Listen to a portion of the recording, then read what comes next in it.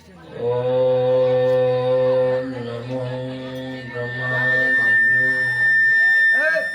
ब्रह्म विद्या संप्रदाय कर्तृभ्यो वंशर्षिभ्यो महद्भ्यो नमो गुरुभ्यः सर्वोपप्लवरहित प्रज्ञानघन प्रत्यगर्भो ब्रह्मैवाहमस्मि ब्रह्मैवाहमस्मि। ओम शांति शांति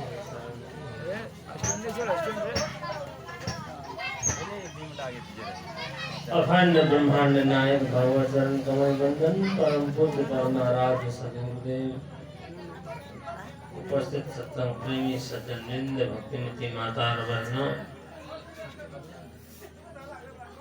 भाग्य की बात है कि हम लोग इस बरसात के समय में निर्विघ्न पूर्वक सत्संग में बैठे और अभी मैं अररिया जिला जाहिरपुरा गांव में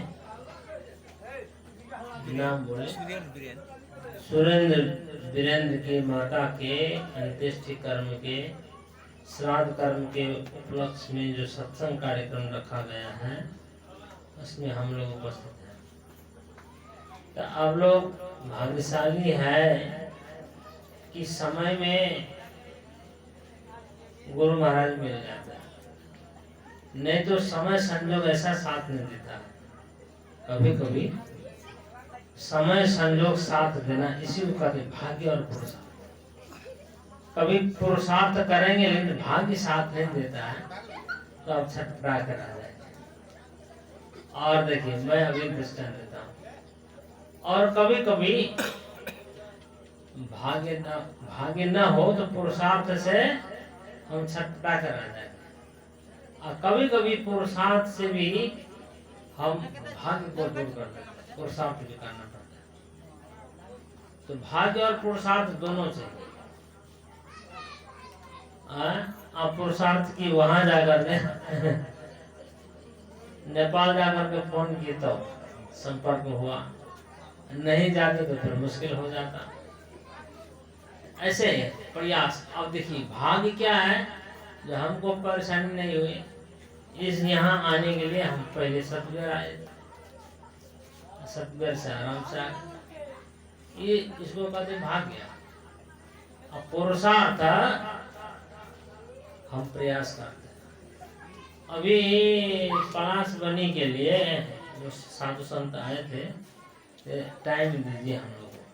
28 चतुर्दशी पूर्णिमा पड़ता है 28-29 तारीख को। अब देखिए अब भाग्य की बात है, 1 महीना का समय, इतने समय में क्या क्या होगी पता नहीं।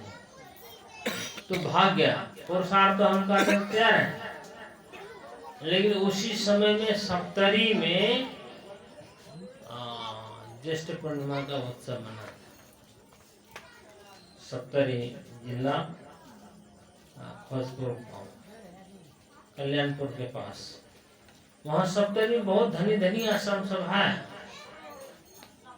इधर नहीं है आप लोग का इतना धनी मनी, इधर जगह जमीन वाला नहीं है, वहाँ है।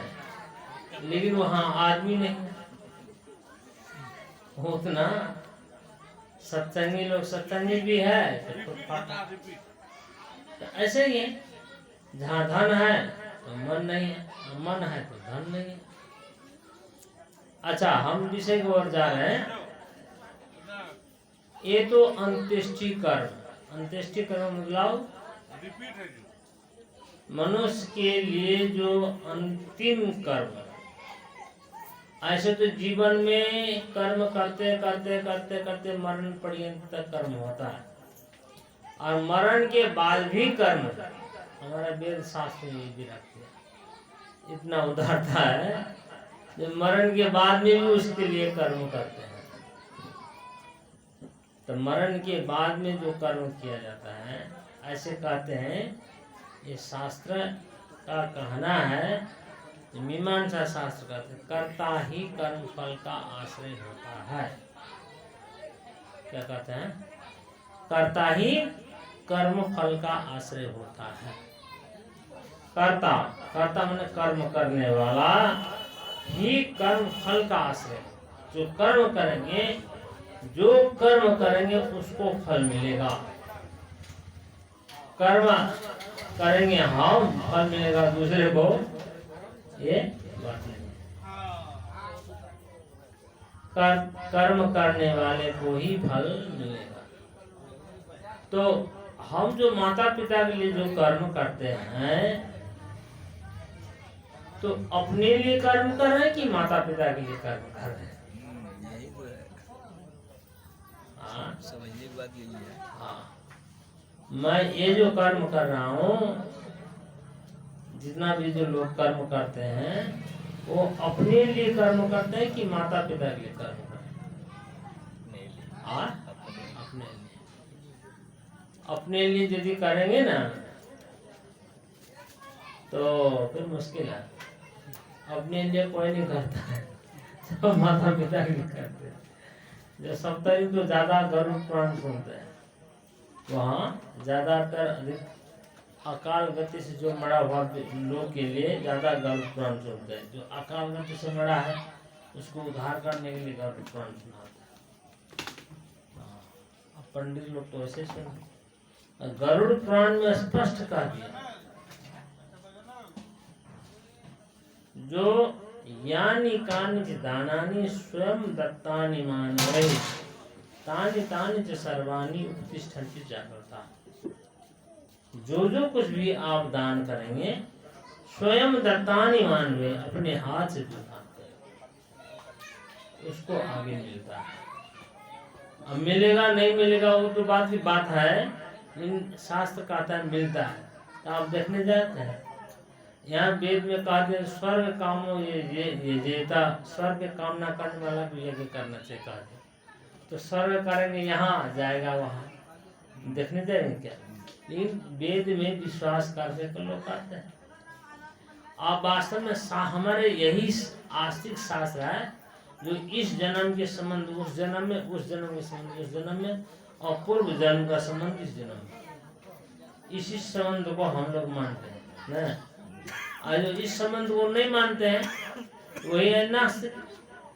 हम लोग है आस्तिक। कल एक सत्संगी बोल देते, मैंने कहा कि आप लोग कौन कौन आस्तिक है, कौन कौन नास्तिक है? तो कहते हैं हम नास्तिक है। वो कहते हैं हम नास्तिक है। नास्तिक का अर्थ ही नहीं जानते। नास्तिक के मतलब हम सब कोई आस्तिक ही आस्तिक, ये मानते हैं पूर्व जन्म के बाद संबंध इस जन्म में है।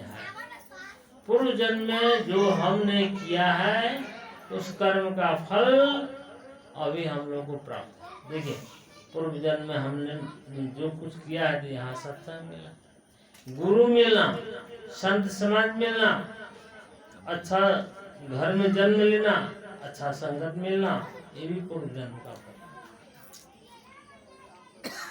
जो अच्छे घर में रहकर के भी, अच्छे घर के किसको कहते हैं? अच्छे घर, अच्छे घर मतलब जहाँ संत लोग हैं। अच्छे घर में मतलब बहुत धनिक है, सो बात नहीं है। जहाँ संत है, संत सत्संग का माहौल है, उसको कहते हैं। वहाँ रहकर भी जो कोई न चेते न समझे, उसका भाग्य फूटा।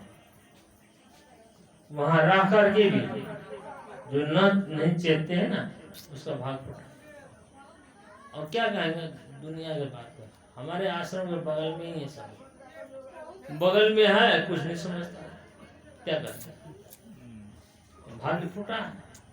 ये जो किसी के कपार में, मस्तक में भगवान खड़ा हो गया, तो दान कर दिया 1 बीघा। चलो 1 बीघा कोई साधु को दान किया। वो दान किया था किस लिए? उसका संतान नहीं था, तो कोई साधु संत ऐसे देख दिए थे, तो हो गया 1 लड़की। उस जमाना के लड़की का अधिकार था नहीं। आज उसको देखिए, भाग की बात है, डगर से ना, पहले के जमाने में डगर साइड को वैल्यू नहीं था। भीतर भीतर भीतर चतुर बहादुर सब भीतर भीतर ये जमीन। इसको कहा जाए कोई संतान है ही नहीं, इसी को दे दो फाजिल गड्ढा गुड्ढे हाई हरकत में है, इसको दे दो। उसने सोचा ऐसा ही है वैसे ही है, तो चलो हम दे देते महात्मा संत को दे दिया। बस उसी से वो आए वो गए आते आते मत चक्कर में पड़ गया। तो ऐसे ही है। तो अभी कहने का तात्पर्य है, ये है भाग्य की बात। भाग्य और पुरुषार्थ। मैं था भलवा में, आ गया पचरा में, था सप्तरी में, आ गया यहाँ। तो एक किसका कर्म, पुरुषार्थ भी नहीं है, इसको कहते भाग्य। आपको भाग्य कहाँ कहाँ, तब भागवत में ज्यादातर भाग्य की सराहना की। योग वासिष्ठ में पुरुषार्थ की सराहना, शास्त्र में हर शास्त्र में अलग अलग कहते हैं। भाग्य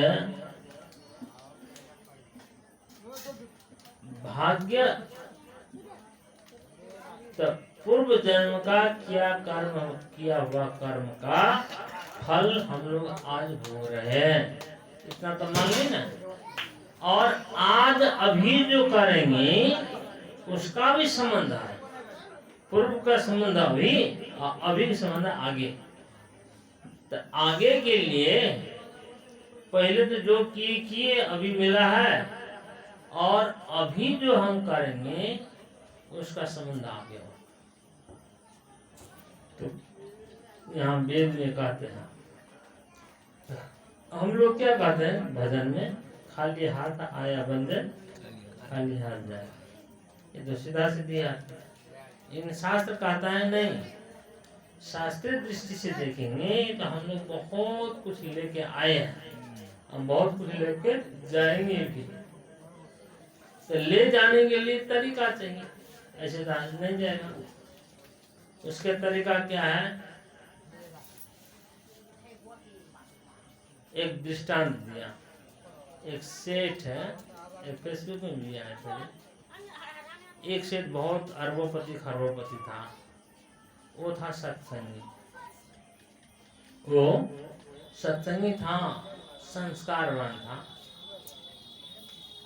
उसने सोचा इतना संपत्ति है, इतना संपत्ति है तो ये तो छोड़ के जाना पड़ेगा, साथ तो जाने वाला है नहीं।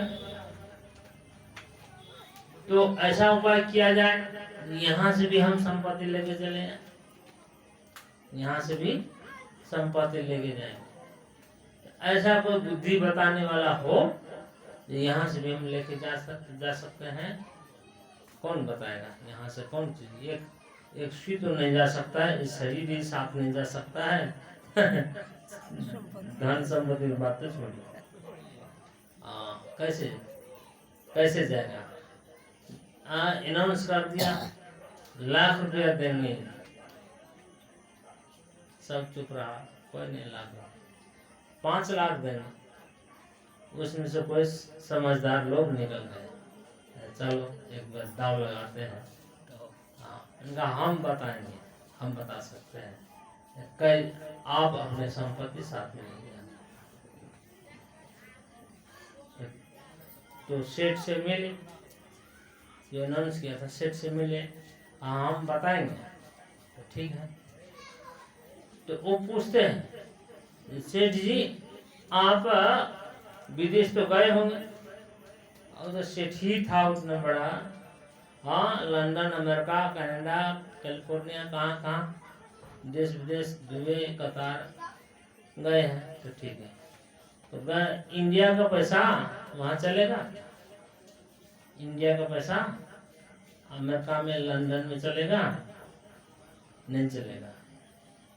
उसको करेंसी भेजना पड़ता है, इंडिया का करेंसी भेजना पड़ेगा, नेपाल का करेंसी डॉलर में, कम पाउंड में, यूरो में भेजना पड़ता है ना।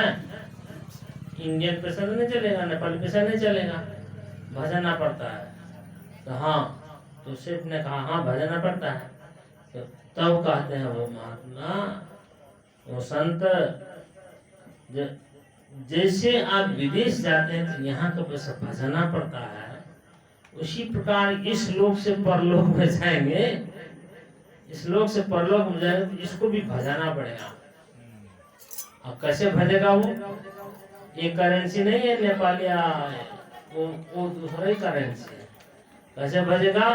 तो आप पुण्य कीजिए, दान पुण्य कीजिए, सेठित होता दान पुण्य कीजिए। यहाँ दान करेंगे तो वहां मिलेगा आपको, यहाँ दान करेंगे तो वहां मिलेगा। तो शास्त्र यही कहता है कि इस जन्म का चीज वहां मिलता है। और ये है किसका लिए? सकाम व्यक्ति के लिए। और जो संत है, परमहंस है, तो उसको नहीं चाहिए फल, तो मुक्ति चाहते हैं, उनके लिए तो कुछ नहीं चाहिए। पाप भी और पुण्य भी दोनों बंधनीय है। पुण्य भी फिर भोगने के लिए आना पड़ेगा, लेकिन वहां तक नहीं पहुंच सके तो साधारण लोगों के लिए इस जन्म से हमारा प्रगति होना चाहिए, अच्छा होना चाहिए। इस जन्म से अगले जन्म में अच्छा होना चाहिए, सुधार होना चाहिए। तो धन कहते हैं श्रीमताम ये है, उसका जो दानी है, दानशील व्यक्ति है, पुण्यशील व्यक्ति है, उसका जन्म होता है श्रीमान के घर में। श्रीमान मतलब आप लोग श्रीमान लिखते हैं सीधे, श्री माने लक्ष्मी, लक्ष्मीपति के घर में, धनवान के घर में जन्म लेता है। विराट नारायण कितने धनी लोग हैं, उसके घर में जो जन्म लेता है वो बच्चा, इतना सुख शैल से, ऐसी फैन क्या क्या सुने, सुख मौज, वो तो यहाँ कमाया हुआ नहीं, पहले की कमाया हुआ भोगने के लिए आता है। वो भोग है, भोगने के लिए आता है। देखिए, तो वैसे जन्म में श्रीमान के घर में तब कहा योगी नाम कूले भगवती धीमताम, जो बुद्धिमान है, जो योगी, योग सत्संगी है, सत्संगी के घर में, भक्तों के घर में, योगियों के घर में। जो पापी है उसको चंडाल के घर में, जो पापी है चंडाल के घर।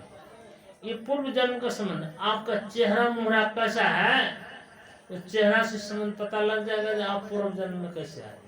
अनुमान आपकी चेहरा का बनावट, देवी भागवत ने कहा जो बहुत सुंदर है स्त्री, हाँ, उसका रूप रेखा, उसका सुडौल, वो अप्सरा योनि से आती है। कितने एक्टर सब है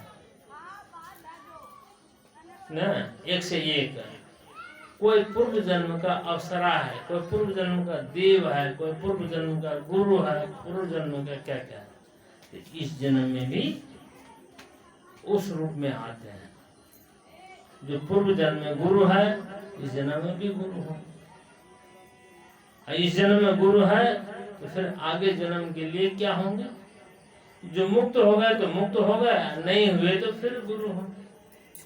और तो उसका संस्कार सही होना चाहिए।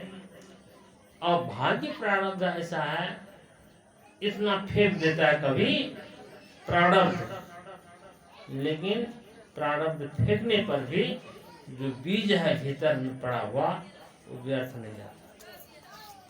भागवत में हम सुने हैं ना, राजा भरत की कथा। राजा भरत तपस्वी था, अंतिम समय फिर मृग का चिंतन करते करते प्राण छूट, परिणाम हुआ मृग शरीर। लेकिन मृग शरीर में जाने पर भी उसका पूर्व जन्म का बात याद रहा। शरीर को छोड़ करके फिर से जड़ भरत के रूप में आता है। कोई ब्राह्मण के घर में जन्म, तब वहां से जड़ भरत, और वही जड़ भरत राजा रहुगन को आत्मतत्व का उपदेश किया। अब बताइए, तो ये सब जो दिखाते हैं पुराण की कथा में, एक जन्म से दूसरे जन्म की बात। ये जो दिवंगत आत्मा है, इसका भी कोई संबंध होगा हम लोग से, तभी ना उसकी कार्यक्रमों को अदृष्ट छिपा हुआ।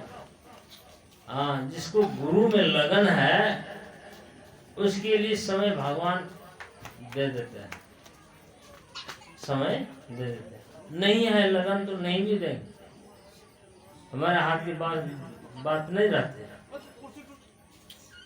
कभी कभी ऐसा होता है। एक गांव में ऐसा हुआ, कोई कोई ऐसे सत्संगी लोग तो सब है, चला से सब है, जिसका ज्यादा भाव है तो रात बिरात देर सवेर पहुंच ही जाते थे, और जिसका नहीं है तो पता नहीं भगवान ऐसा कर देते कहीं हम विघ्न अर्चन कर नहीं भी जा पाते, कहीं नहीं भी जा पाते। ये भी तो अच्छा, मैं इधर तरफ जा रहा हूँ।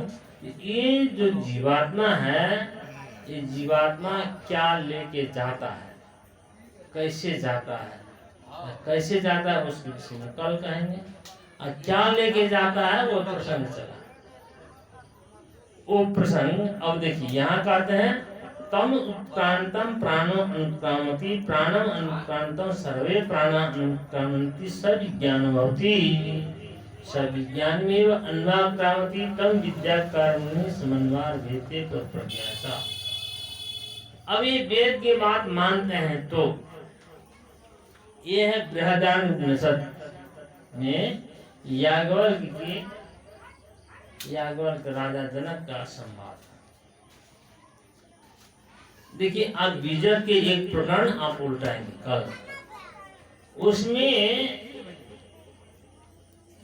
बीजक में कितना कथा कहानी पूरे शास्त्र का वर्णन है, पूरे शास्त्र के बाद वर्णन है कल। अब आज जो समाप्त हो गया, कल आप याद कीजिएगा, पूरे शास्त्र के बाद उसमें रखा हुआ एक रामायणी पंक्ति। तो वहां कहते हैं कि तम उत्क्रांत, इस आत्मा के निकलने पर इसके साथ साथ प्राण, प्राण के विषय मन, और मन के विषय इंद्रिय का प्राणा तम उत्क्रांतम सर्वे प्राणा अनुक्रांत तम उत्क्रांतम प्राणो अनुक्रामति प्राणम अनुक्रांतम सर्वे प्राणा, सर्वे प्राणा में मन इंद्रिय आदि सब। इसी को विचार किया ब्रह्मसूत्र में भगवान वेदव्यास और सूत्र के रूप में रख दिया। चतुर्थ अध्याय के दूसरे पाद में, मैंने ब्रह्मसूत्र में 4 अध्याय है, 4 अध्याय में 4 पाद है, 4 पाद है। तो इसका अंतिम अध्याय मैंने चतुर्थ अध्याय के दूसरे पाद में इसका विचार किया, इस उत्क्रमण के विषय में। तो वांग मनसी संपद्यते, वांग मनसी, वांग मनसी तथा प्राण, वांग मनसी, वांग मनसी, वांग। अब देखिए जब हम निकलने लग जाती है आत्मा, तो किस क्रम से निकलते हैं? वाणी मन में, वांग मन सिकान है, वांग ने वाणी, वाणी करने पर केवल वाणी ही नहीं, वाणी क्या है? इंद्रिय का उपलक्षण। उपलक्षण किसको कहते हैं? स्वबोध गति इतर बोध करते, मैंने अपने को भी कहते हैं और दूसरे को भी लेकर।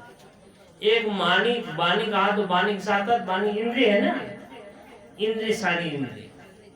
आंख कह देंगे तो एक आंख इंद्रिय है तो आंख के साथ साथ सारी इंद्रिय आ जाती। इसी प्रकार वांग मनसी संपद्यते, वाणी मन में और मन प्राण में, प्राण आत्मा में लीन हो जाते हैं और तब यहाँ से लेकर के जाते हैं। अच्छा, आपकी तो साथ ये जो शरीर, ये जो आत्मा निकल जाता है, कौन से शरीर को छोड़ता है? स्थूल शरीर बड़ा रहता है ना, स्थूल शरीर, और स्थूल शरीर को यही छोड़ देता है। तो कौन सा शरीर साथ जाता है? हाँ, सूक्ष्म और कारण शरीर साथ, और फिर दूसरे स्थूल शरीर को। आपके पास कितने शरीर है?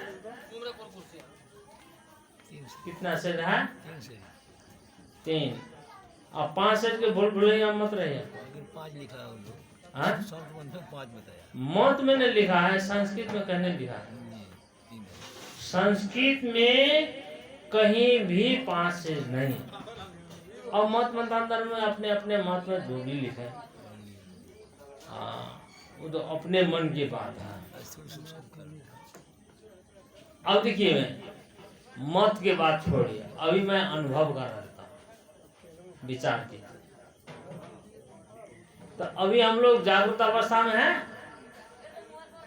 तो ये स्थूल शरीर का अभिमान है। अभी देखिए, हम काला घोड़ा हटा कटा हैं, बालक जवान वृद्ध, ये स्थूल शरीर का भान है। और जो सपना में चले जाते हैं तो घूमते हैं, ये स्थूल शरीर है, पड़ा हुआ रहा है, और कहाँ कहाँ हाट बाजार देश विदेश कहाँ से कहाँ चले जाते हैं।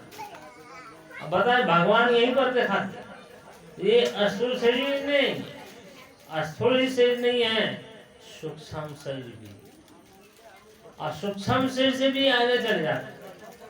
सूक्ष्म शरीर में हम भ्रमण करते हैं, और फिर ऐसे खड़ा कर लेते हैं, इतनी गहरी नींद में जाते हैं कि हम भूल जाते हैं कि हम स्त्री है कि पुरुष है। पता लगता है कोई स्त्री पुरुष का, वहां सो चोर साधु, तो उसी को कहते हैं सात विज्ञान में योग। ये घोर नींद में चले जाते हैं, कुछ नहीं जानते हैं। बताइए, ज्ञान रहता है नहीं रहता? उस अवस्था में ज्ञान रहता है नहीं रहता? हाँ, बताइए आप। वो टाइम में रहे ज्ञान, घोर नींद में ज्ञान रहे बोल, हाँ रह जा, हाँ नहीं रहे ना। हम आए देखिए, वही जगह ज्ञान नहीं रहे जो सब होगा, जो कुछ हो न जाने चाहिए ना। और देखिए, इसमें भी चले जाएगा ये भाषा, इसलिए हिंदी में हिंदी बोलते हैं। कुछ नहीं जानते हैं, कहते कुछ नहीं जानते हैं, तो वहाँ ज्ञान नहीं है कहते हैं। लेकिन बिना ज्ञान के आपका जीवन ही नहीं, आप जी नहीं रह सकते बिना ज्ञान। नहीं दृष्टो दृष्टि विप्रोलोपी विद्यते अविनाशी तत्वात्। दृष्टा की दृष्टि कभी लुप्त नहीं होता। सूर्य उदय हो, सूर्य उदय रहता है, वो तो उदय ही रहता है। अतः अभी रात क्यों हो गया? हाँ, वो ओट पर गया पृथ्वी के चक्कर से, नहीं तो पर्दा पर गया तो अंधेरा हो गया। क्या सूर्य बंद हो गया है? हाँ, सूर्य तो उदय ही उदय है, सूर्य उदय ही उदय है, फिर भी हमारे लिए अंधेरा हो गया। क्यों? कि पर्दा पड़ गया। उसी प्रकार ये आत्म जो प्रकाश है, वो प्रकाश ही प्रकाश है। फिर ये अज्ञान में क्यों चले जाते हैं? वहाँ अंतःकरण वृत्ति, इंद्रिय वृत्ति सब लीन हो जाती है। वहाँ ज्ञान प्राप्त करने वाला और कोई नहीं रहता, कोई करण ही नहीं रहता। वहाँ सुसुप्ति अवस्था में कहा चित्ते के करना सुसुप्ति। जागृत अवस्था में 14 इंद्रिय है, जागृत अवस्था में 14 इंद्रिय, स्वप्न अवस्था में 4 इंद्रिय, सुसुप्ति में एक ही कारण आता है। हाँ, चित्त ही करना, चित्त ही रहता केवल। आप क्या, इसीलिए कोई बाहर का चीज के ज्ञान प्राप्त करने वाला कोई साधन ही नहीं है, तो कैसे ज्ञान होगा? लेकिन हम जब नींद से उठते हैं, ऐसे सोए, कुछ नहीं जाने, कुछ नहीं जाने वो भी तो ज्ञान हुआ। कुछ नहीं जानना भी ज्ञान है। अभाव का ज्ञान, अभी भाव का ज्ञान हो रहा है, तभी अभाव का ज्ञान। कुछ नहीं जानता, कुछ नहीं। तो परमात्मा हम लोग को यही दिखाता है, ये संसार भी दिखाए, संसार के अभाव अव्याकृत रूप में दोनों भावा भाव साक्षी। आत्मा भावा भाव, भाव भी, भाव का भी साक्षी, अभाव का भी साक्षी।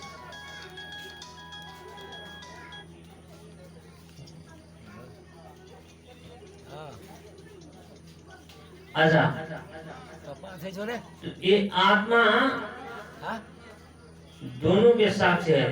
अच्छा, सुषुप्ति अवस्था में अच्छा वही जो वहाँ कौन सा शरीर रहता है? तो कारण शरीर।